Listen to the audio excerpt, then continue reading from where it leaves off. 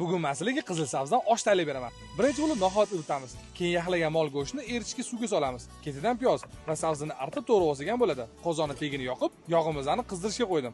Yog' qizigandan keyin birinchi go'sht, ketidan piyoz solib qo'rib oldim. Piyoz tillarang bo'lgandan keyin sabzini solib, ustidan suv quyib olamiz.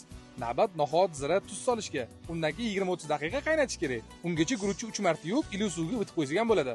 Aytgancha, men bu mahsulotlarni Korsikani Sharqiston filialidan oldim.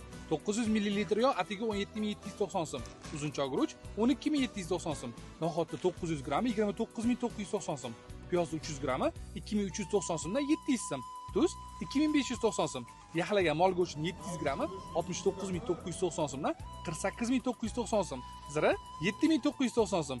Qizil sabzini 1 kilosi bo'lsa 6990 so'mga tushdi. Zo'ra, oshimiz ham yaxshilab qaynab, shira tortdi. Endi guruch solib, ustini yopib, har 20 daqiqada 3 martadan ag'darib olsak bo'lgani, oshimiz ham pishib chiqdi. Yog'ni 300 gram, tuzni 2 qoshiq solganimizda shu 1 kilo osh 82 ming so'mga tayyor bo'ldi. Ta'mi yaxshi. Qaysi viloyatda oshiga o'xshab ketdi. O'zi faqat qizil sabzidan qilinadigan oshni bilasizmi?